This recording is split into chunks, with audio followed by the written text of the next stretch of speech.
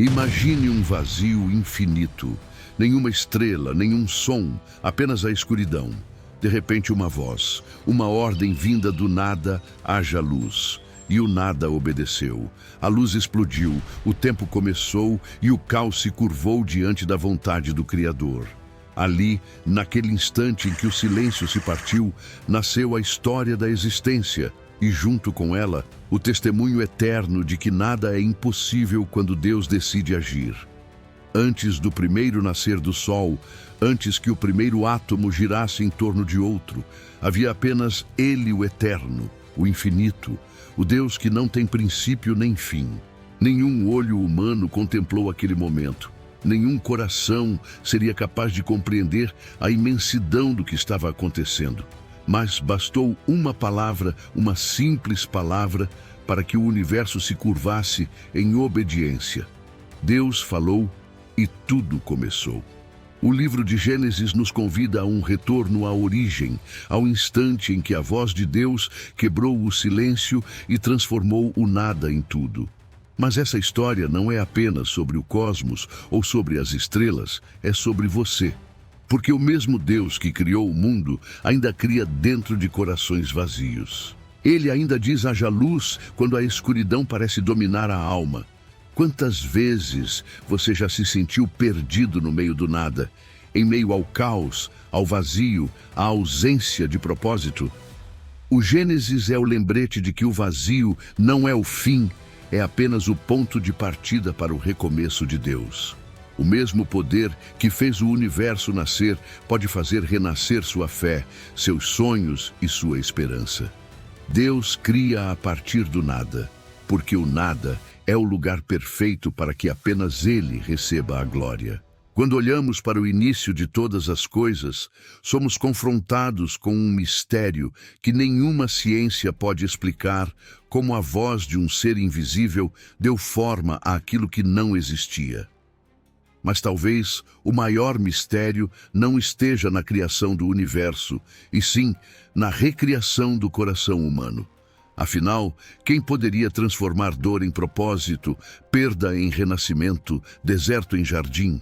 Somente o mesmo Deus que em um instante acendeu o fogo das estrelas e acalmou o abismo. A criação não foi um acaso, foi um ato de amor. Cada detalhe, a luz, o firmamento, a terra, o mar, foi moldado por um Deus que desejava revelar sua beleza em cada pedaço da existência.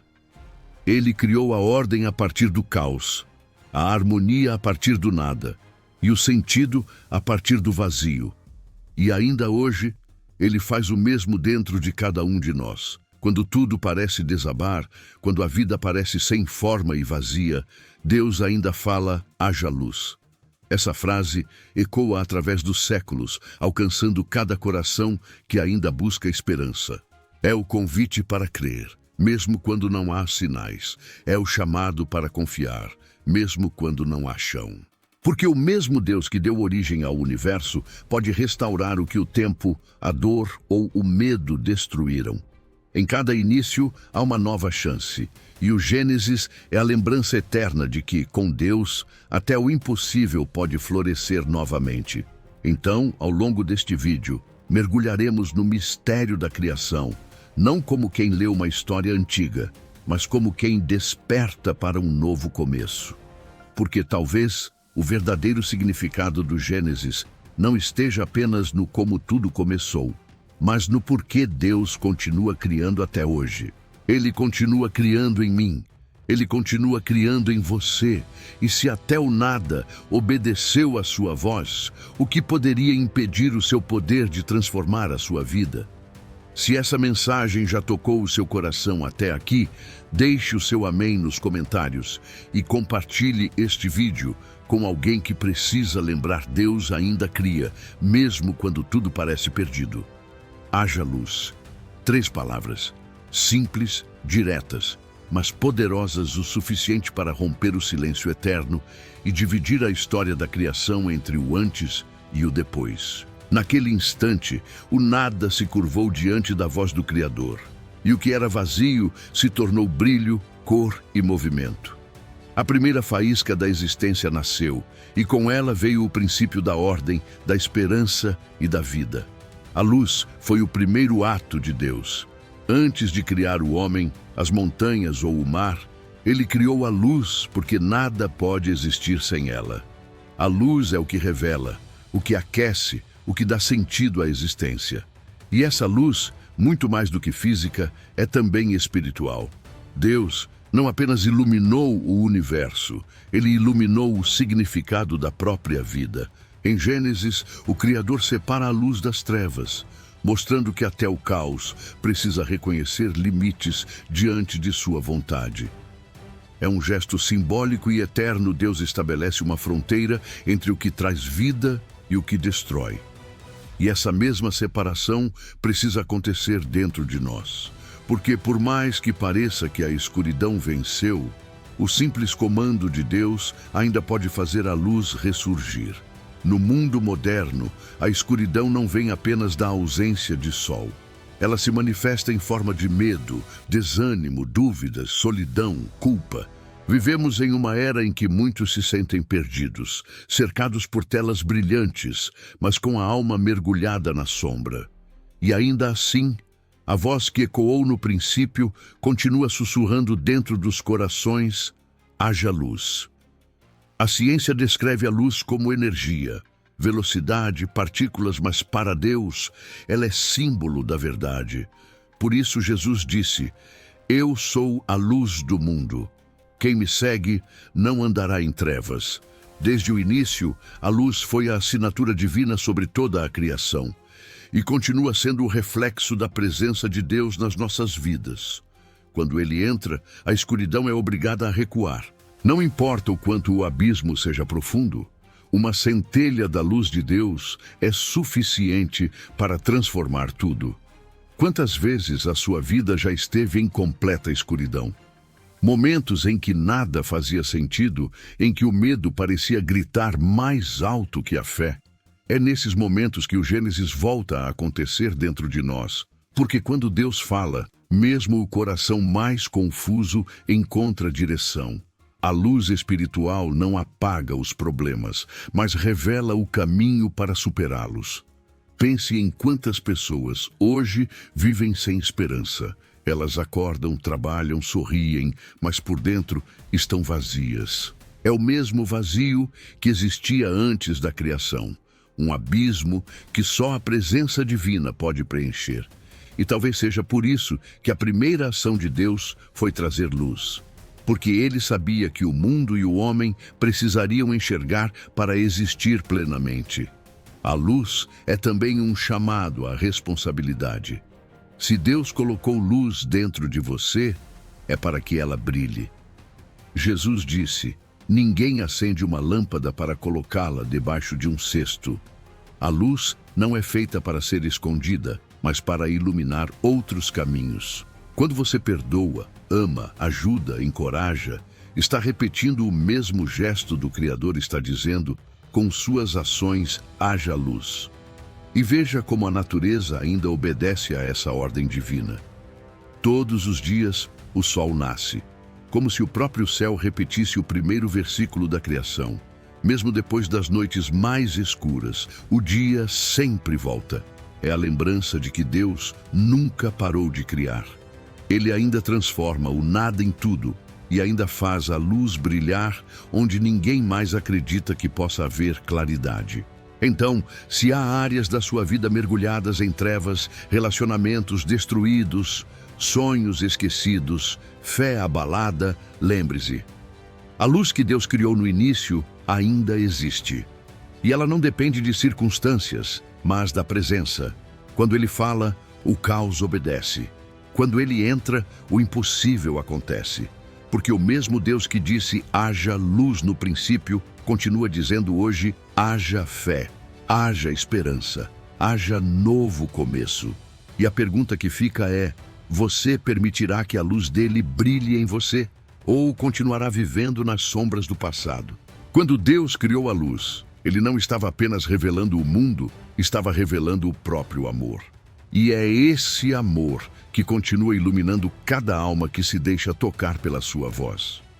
Depois que a luz brilhou e o caos recuou, Deus deu um novo comando. Haja firmamento no meio das águas e haja separação entre águas e águas. E assim foi. O Criador, com voz serena e poderosa, separou as águas que estavam em cima das que estavam embaixo e chamou o firmamento de céus. Nascia ali o espaço entre o alto e o baixo, o limite entre o divino e o terreno, o equilíbrio perfeito que sustentaria toda a criação. A separação das águas foi mais do que um ato físico, foi um gesto simbólico. Deus estava mostrando ao universo o valor da ordem. Antes tudo era uma massa informe, misturada, sem fronteiras. Mas Deus não é Deus de confusão, Ele é Deus de estrutura, de clareza, de harmonia. E quando Ele separa, não é para dividir, é para organizar, para que cada coisa encontre seu lugar certo. Essa cena antiga ainda se repete dentro de nós. Quantas vezes nossa vida parece um mar turbulento, onde tudo se mistura a emoções, responsabilidades, dores, sonhos, medos. É nesse caos interno que Deus age, separando o que deve ficar do que precisa ir, o que traz paz do que rouba energia. O firmamento é o símbolo da mente em ordem, do coração equilibrado, da alma que encontra espaço para respirar. O ato de separar também revela o amor de Deus. Ele não deixa o mundo submerso em confusão. Ele cria um espaço de clareza, um firmamento para que a vida floresça. E o mesmo acontece quando Ele trabalha em nós. Ele separa o que é dele do que não é, o que edifica do que destrói. E ainda que isso doa, é assim que Ele prepara terreno para o novo. Na vida moderna vivemos uma constante mistura. Tudo acontece ao mesmo tempo: ruídos, notificações, pressões, comparações. É difícil ouvir a voz de Deus quando tudo dentro de nós está confuso. Mas Ele ainda sussurra: deixa-me separar. Separar o sagrado do profano, o essencial do supérfluo, o eterno do passageiro. Só quando aceitamos essa separação é que o céu começa a se formar dentro de nós. Pense nisso. Deus não criou o céu para afastar, mas para elevar. A separação das águas superiores e inferiores é uma metáfora para o chamado de elevação. As águas de cima simbolizam o espiritual, a fé, a pureza, o propósito. As de baixo representam o terreno, as emoções, o cotidiano, o peso da matéria. E o firmamento está ali, entre ambas, lembrando que o ser humano vive no meio desses dois mundos, o material e o divino. O desafio é manter o equilíbrio entre os dois. Jesus refletiu esse mesmo princípio quando disse: dai a César o que é de César e a Deus o que é de Deus. Separar é sabedoria. Muitos sofrem porque querem misturar o que não foi feito para se misturar a fé com o orgulho, a verdade com a conveniência, o amor com o interesse. Mas Deus, no Gênesis, nos ensina que o primeiro passo para criar algo grandioso é colocar cada coisa em seu devido lugar. Há momentos em que Ele vai afastar pessoas, cortar caminhos, silenciar vozes, e você pode pensar que está perdendo algo. Mas, na verdade, Ele está criando o firmamento da sua história. Está limpando o céu da sua vida para que novas chuvas de bênçãos possam cair. A separação é dolorosa, mas necessária, porque o céu só se forma quando as águas deixam de se confundir. Assim como o mar precisa de limites para não engolir a terra, a alma precisa de fronteiras para não ser inundada pelo caos. Deus não nos chamou para viver submersos em ansiedade e confusão, mas para respirar no espaço que Ele criou entre as águas. E é nesse espaço, entre o que você era e o que Deus está formando, que nasce o firmamento da fé. A Bíblia diz que Deus viu que isso era bom. E é interessante notar, Ele ainda não havia criado o sol, a lua ou as estrelas, apenas o céu, o espaço entre o alto e o baixo. Mas Ele já viu que era bom. Isso mostra que a ordem é boa aos olhos de Deus. Quando colocamos as coisas no lugar, quando deixamos Ele organizar o que estava misturado, a paz volta a brilhar. Talvez hoje Deus esteja separando águas na sua vida. Talvez você esteja passando por um processo em que tudo parece se distanciar, pessoas, planos, certezas. Mas não se desespere, o firmamento está nascendo. E logo acima dele, o sol voltará a brilhar. Porque antes da bênção, sempre vem a separação. Antes do novo, sempre vem o vazio. Antes da luz do dia, Deus cria o espaço para ela brilhar. E o firmamento, essa linha invisível entre o céu e a terra, é o lembrete eterno de que até o caos se curva diante da sabedoria do Criador. Depois que Deus formou o firmamento e separou as águas, ele olhou para o abismo e disse: ajuntem-se as águas debaixo dos céus num só lugar e apareça o seco. E assim foi. Da imensidão líquida surgiu a terra firme, e com ela veio um novo milagre à vida.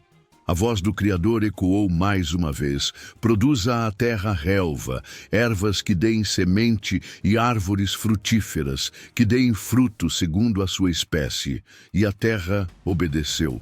O chão que antes era árido se cobriu de verde, o ar se encheu de perfume e o mundo ganhou cor. Esse momento é uma das cenas mais belas do Gênesis.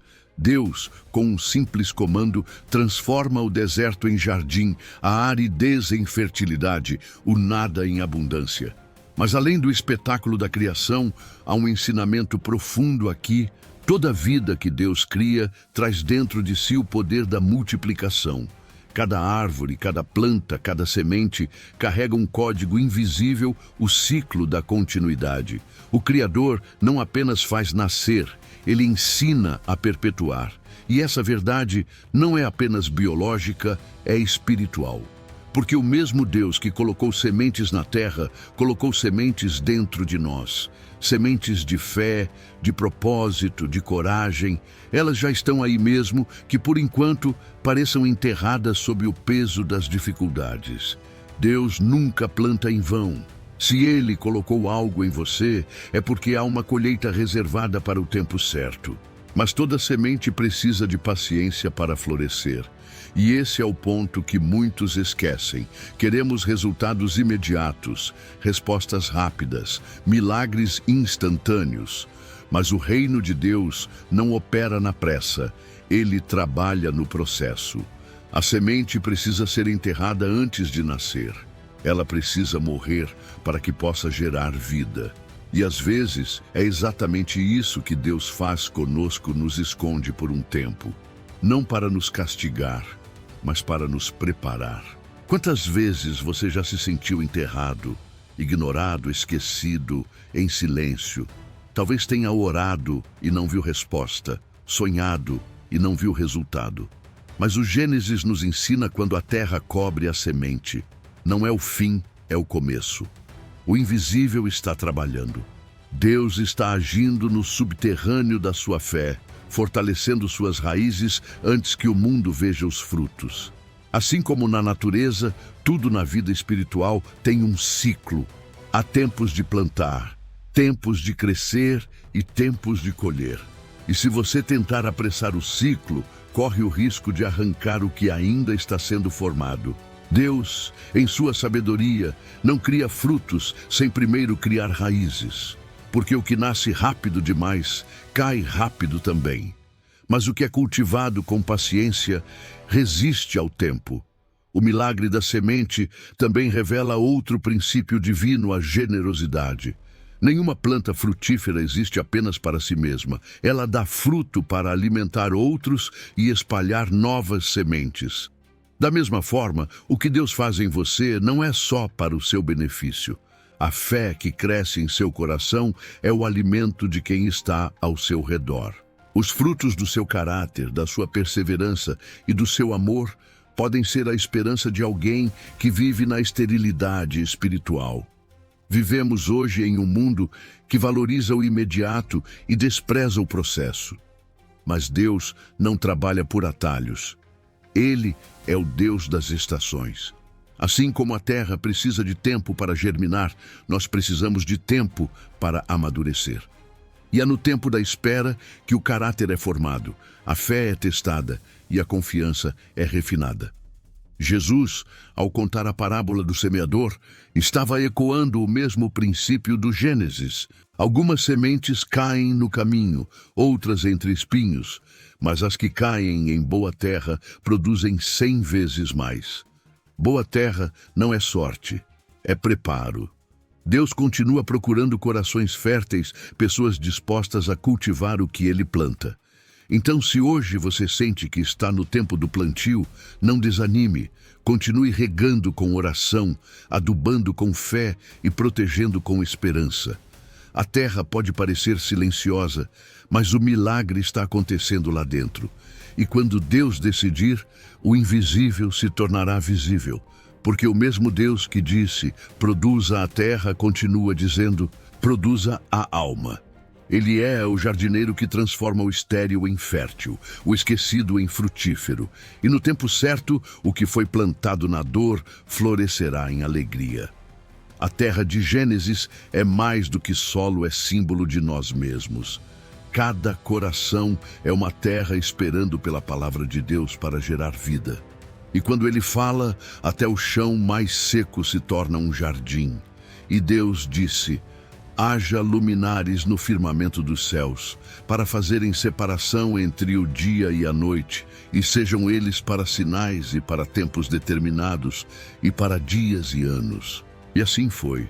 O sol surgiu como um fogo eterno, iluminando o dia. A lua apareceu, suave, refletindo a luz durante a noite. E as estrelas, incontáveis, espalharam-se como promessas brilhando no véu escuro do firmamento. Nesse momento, o universo começou a respirar em ritmo. O tempo passou a ter sentido. O nascer e o pôr do sol marcaram os ciclos. E o mundo deixou de ser apenas espaço, tornou-se história. Deus não apenas criou o tempo, Ele o ordenou. Ele ensinou que há um momento para cada coisa, um propósito para cada estação, um equilíbrio perfeito entre o dia e a noite. O sol e a lua não competem. Eles não brigam pela luz. Cada um brilha no seu tempo determinado, cumprindo sua função com perfeição. E nisso há um ensinamento poderoso. Quando Deus te criou, Ele também designou o teu tempo. Há momentos de brilho e momentos de silêncio, dias de calor e noites de reflexão, e ambos são necessários. Na pressa da vida moderna, esquecemos que até a criação descansa. Queremos viver em luz constante, em produtividade contínua, como se o pôr do sol fosse perda de tempo. Mas Deus fez a noite para nos lembrar que o escuro também tem propósito. É no escuro que o corpo se renova, que a alma se aquieta e que a fé é testada. O sol ensina a agir, a lua ensina a confiar. Um nos impulsiona para fora, o outro nos chama para dentro. Quando Deus criou o sol, deu à humanidade o dom da energia. Mas ao criar a lua e as estrelas, deu o dom da contemplação. Há uma beleza silenciosa no brilho distante das constelações. Cada estrela é um lembrete de que, mesmo na escuridão, há luz suficiente para seguir o caminho. E se olharmos com atenção, perceberemos que nenhuma noite é totalmente escura, porque Deus nunca apaga todas as luzes. A ciência vê nesses astros uma dança cósmica perfeita. Mas para Deus, cada movimento deles é uma canção. Eles marcam o tempo, mas também louvam ao Criador. O salmista escreveu, os céus proclamam a glória de Deus, e o firmamento anuncia a obra das suas mãos. Cada amanhecer é um novo versículo, e cada pôr do sol uma prece silenciosa. Há também um detalhe extraordinário, o sol brilha por si, mas a lua não. Ela apenas reflete a luz que recebe. E assim, somos nós diante de Deus. Não fomos criados para ser a fonte da luz, mas para refletir a sua glória. A lua nunca se orgulha por brilhar, ela sabe que sua beleza vem de outro. E quanto mais se alinha com o sol, mais intensa é sua luz. Assim, é o coração alinhado com o Criador, quanto mais próximo dele, mais forte o reflexo da sua presença. Quantas vezes você já quis ser o sol, quando na verdade Deus te chamou para ser a lua? Nem todo brilho é feito para o dia. Há pessoas que nascem para iluminar a escuridão, para ser esperança quando tudo parece perdido. E não há honra maior do que ser usado por Deus para brilhar onde ninguém mais quer estar. Os luminares também servem de sinal. Eles marcam estações, dias e anos. Isso significa que o próprio tempo é um instrumento nas mãos de Deus. Nada é aleatório. Cada fase, cada mudança, cada período de luz ou sombra faz parte do propósito. Às vezes, o que parece uma noite longa é apenas o tempo de Deus preparando um novo amanhecer. Vivemos reclamando da noite sem perceber que é nela que as estrelas aparecem. Sem escuridão, não haveria contraste sem contraste, não haveria beleza. A luz só é percebida porque existe sombra. E o Criador, em sua sabedoria, usa ambos para revelar sua glória. O sol nasce todos os dias sem falhar, e esse simples fato é uma mensagem. Mesmo que você tenha tido a pior noite da sua vida, o sol voltará. Mesmo que o inverno pareça interminável, a primavera sempre chega.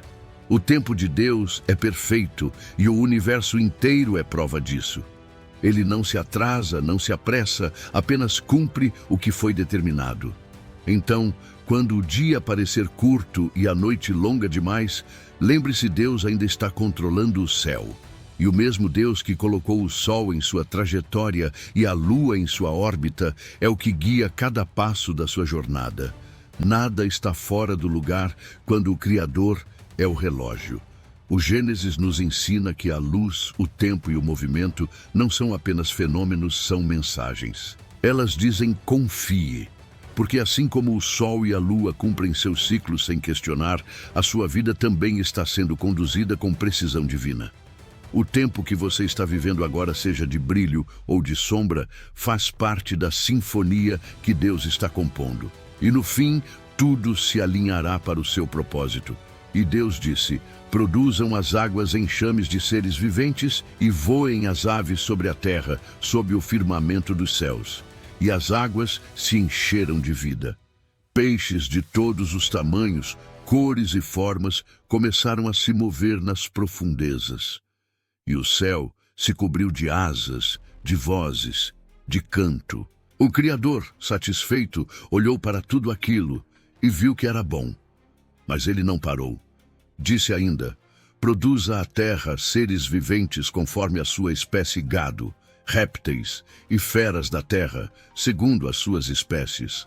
E assim foi. A vida se espalhou como uma sinfonia em movimento, cada criatura cumprindo seu papel na grande harmonia da criação. Nesse momento, o mundo passou a pulsar. O ar, a água e a terra se tornaram um palco onde a obra de Deus se expressava em formas diversas. O rugido dos leões, o voo das águias, o andar dos elefantes, o canto dos pássaros. Cada som, cada movimento era louvor, porque tudo o que Deus cria glorifica o seu nome simplesmente por existir.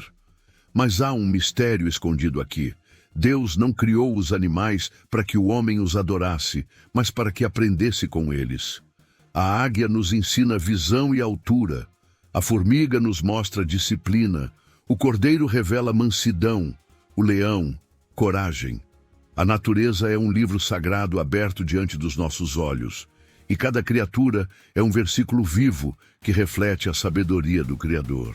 E então, depois de preencher o mundo com vida, Deus pronunciou o que seria seu maior plano. Façamos o homem à nossa imagem, conforme a nossa semelhança, e tenha ele domínio sobre os peixes do mar, as aves dos céus, os animais domésticos e sobre toda a terra. Deus não disse que o homem domine com força, mas com semelhança. Ou seja, com o mesmo coração com que ele governa o universo, com amor, equilíbrio e propósito. O domínio que Deus concedeu ao homem não era uma licença para destruir, mas um chamado para cuidar. A criação foi entregue às nossas mãos como um presente sagrado. E quando esquecemos disso, o mundo sofre. Florestas queimam, rios morrem, espécies desaparecem tudo, porque o homem trocou o domínio pela exploração. Mas ainda há tempo de lembrar dominar como Deus domina. É servir, proteger e multiplicar a vida. Quando olhamos para o Gênesis, percebemos que a criação foi construída em camadas. Primeiro, o ambiente, depois, a vida que o habitaria. Nada foi feito ao acaso. Deus preparou o cenário antes de colocar os protagonistas. E isso nos ensina que, antes de viver grandes promessas, Deus prepara o terreno, Ele organiza a estrutura e só então nos coloca onde precisamos estar. O Criador nunca nos envia sem primeiro preparar o ambiente do milagre. Os animais também são um espelho das virtudes humanas. O leão representa a coragem que precisamos para enfrentar o mal. A pomba simboliza a paz que devemos carregar dentro de nós. O boi lembra o trabalho e a paciência. O cervo, a leveza para correr em direção ao que é justo. E até a serpente, com sua astúcia, serve como alerta para discernirmos o mal que se esconde sob aparências sedutoras.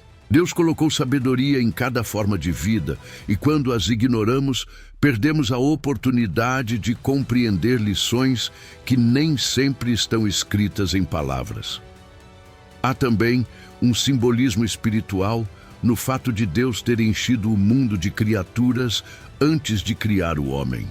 Isso mostra que o ser humano nunca foi o centro. Deus é. O homem é apenas o mordomo da criação, o guardião de algo que não lhe pertence. E quando esquecemos esse papel, o equilíbrio se perde. Por isso, o Gênesis não é apenas um relato de origem, mas um lembrete de responsabilidade. Quantas vezes, em busca de poder, o homem esquece que o verdadeiro domínio é o domínio de si mesmo. Não adianta conquistar o mundo se não governamos nosso próprio coração.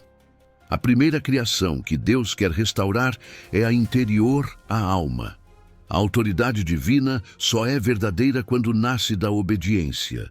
E talvez o maior ato de domínio que alguém possa exercer seja escolher a bondade quando teria força para fazer o contrário. O homem foi feito à imagem de Deus, mas muitos têm vivido à imagem de seus desejos. O Criador soprou vida, propósito e sensibilidade, mas o orgulho transformou mordomos em tiranos. A restauração do Gênesis acontece quando voltamos a refletir o caráter daquele que nos criou. Quando usamos a força para proteger, a inteligência para servir e a liberdade para amar. Deus viu tudo o que havia feito e era muito bom. Essa foi a primeira vez que a Bíblia usou a expressão muito bom. Porque ao criar o homem e dar-lhe domínio, Deus completou o ciclo da vida. A terra agora respirava propósito. A criação estava completa e o Criador se alegrava com sua obra. Mas essa alegria divina também traz uma pergunta silenciosa. O que estamos fazendo com o mundo que Ele nos confiou? Com o jardim, com as criaturas, com os dons que Ele nos deu? Cada um de nós tem um pequeno pedaço do Éden nas mãos, uma família, um trabalho, um talento, uma fé. E um dia, Deus nos perguntará: o que fizeste com o que te dei? Porque dominar a imagem de Deus não é controlar tudo, é cuidar de tudo com amor. E Deus disse: façamos o homem à nossa imagem, conforme a nossa semelhança. E o pó da terra se tornou carne, e o fôlego divino se tornou alma. Deus soprou em suas narinas o sopro da vida, e o homem passou a ser alma vivente. Pela primeira vez, o Criador não apenas falou, ele tocou. A criação inteira havia sido formada por sua voz, mas agora suas próprias mãos modelavam o ser que carregaria sua essência. O universo inteiro silenciou para testemunhar o momento em que o pó e o eterno se encontraram. Deus não criou o homem como criou o sol ou as estrelas. Ele o moldou com cuidado, com intenção. Cada traço, cada detalhe, cada batimento foi pensado por aquele que é a própria vida. E quando o homem abriu os olhos, o primeiro rosto que viu foi o de Deus. A primeira voz que ouviu foi a do Criador. A primeira sensação que experimentou foi o amor. O homem foi colocado no jardim, não como um servo sem valor, mas como um guardião. Deus lhe confiou o Éden, o lugar da harmonia perfeita, onde céu e terra se encontravam. Ali, Adão andava com Deus, falava com ele, o adorava não com rituais, mas com convivência. Não havia culpa, nem medo, nem distância. A presença divina não era buscada, era vivida. Mas o Criador sabia que a solidão não fazia parte do plano. Não era bom que o homem estivesse só. Então, fez cair sobre Adão um sono profundo, e dele tirou algo mais precioso que o ouro, uma parte de si mesmo. Deus não criou a mulher do pó, mas da costela, não da cabeça, para que não o dominasse, nem dos pés, para que não fosse pisada, mas do lado para estar junto, próxima do coração, sob o braço da proteção e diante do olhar do amor. E quando Adão despertou, reconheceu nela não apenas uma companheira, mas um espelho. Esta, sim, é osso dos meus ossos e carne da minha carne. Naquela união, Deus revelou um segredo sobre si mesmo. Homem e mulher juntos refletem a imagem completa do Criador: força e ternura, razão e emoção, justiça e misericórdia. A mulher não é a continuação do homem, ela é a expressão da completude de Deus. E o amor entre ambos é o primeiro reflexo da aliança entre o divino e o humano. O Éden não era apenas um jardim físico, mas o símbolo do equilíbrio entre corpo, alma e espírito. Tudo ali fluía em harmonia. Não havia disputa, não havia dor. O homem cuidava, a mulher cooperava e Deus habitava no centro. Esse era o modelo perfeito, o plano original da criação, um mundo onde o amor era a linguagem natural da vida. Mas o amor verdadeiro exige liberdade. E foi por isso que Deus deu ao homem o livre-arbítrio. Porque não existe adoração genuína sem escolha. O Criador poderia ter feito um ser incapaz de desobedecer, mas não seria amor, seria programação. Então, ele confiou ao homem e à mulher o poder mais divino de todos, o poder de decidir. E com isso também veio o risco da queda. Antes do erro, havia a pureza. Adão e Eva andavam nus e não se envergonhavam. Isso não falava apenas do corpo, mas da alma. Viviam em transparência total, sem máscaras, sem disfarces, sem medo. Mas essa inocência não era ignorância, era plenitude. Eles estavam tão cheios da presença de Deus que nada os faltava. É impossível entender o Gênesis sem perceber o amor escondido em cada detalhe. O homem e a mulher foram criados não apenas para existir, mas para se relacionar com Deus e entre si. Enquanto o mundo moderno tenta apagar essa verdade, o livro da criação continua gritando: o propósito da humanidade é refletir o amor de Deus. Um amor que serve, que protege, que dá sentido à vida. Hoje, quando olhamos para a humanidade, vemos o quanto nos afastamos do Éden. Vivemos cercados por progresso, mas distantes da presença. Construímos impérios, mas destruímos relacionamentos. Queremos ser deuses, mas esquecemos de ser imagem de Deus. E o resultado é o mesmo de sempre vazio, culpa e solidão. Mas o Gênesis não é apenas o começo, é o convite para o retorno. A história da criação nos lembra que fomos formados do pó, mas com o sopro do eterno. Isso significa que há algo de divino dentro de você. Algo que o pecado não pode apagar, apenas adormecer. E quando Deus sopra novamente sobre a sua vida, esse algo desperta. Você volta a sentir o que Adão sentia: propósito, comunhão, identidade. Homem e mulher juntos são lembrança viva de que Deus é relacional. Não fomos feitos para o isolamento, mas para o encontro. E o maior deles é o encontro com o próprio Criador.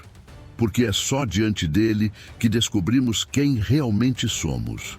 O Éden pode ter se fechado, mas o caminho de volta ainda existe e começa no coração que decide deixar Deus moldá-lo novamente. E viu Deus tudo quanto havia feito, e eis que era muito bom. E havendo terminado sua obra, no sétimo dia descansou. Não porque estivesse cansado, mas porque tudo estava completo. A criação havia alcançado seu equilíbrio e o universo respirava paz. O tempo, a terra, a luz, os seres, tudo pulsava em harmonia. O Criador, satisfeito, abençoou o sétimo dia e o santificou, tornando-o símbolo eterno de comunhão entre o divino e o humano. O descanso de Deus não é o fim da atividade, mas o início do propósito. Ele não apenas criou o mundo, ele o organizou para que pudesse viver em harmonia. E esse é o convite do Gênesis para nós encontrar descanso não na inércia, mas na plenitude. Porque descansar em Deus não é parar de agir, é parar de lutar sozinho. É confiar que o Criador que formou o universo também está no controle da nossa história. Pense nisso, o primeiro dia do homem na Terra não foi um dia de trabalho, foi um dia de descanso.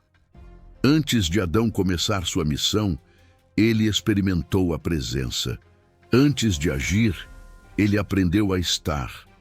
Deus estava ensinando que o sentido da vida não está na produção, mas na conexão. Que o verdadeiro poder não vem do esforço, mas da entrega.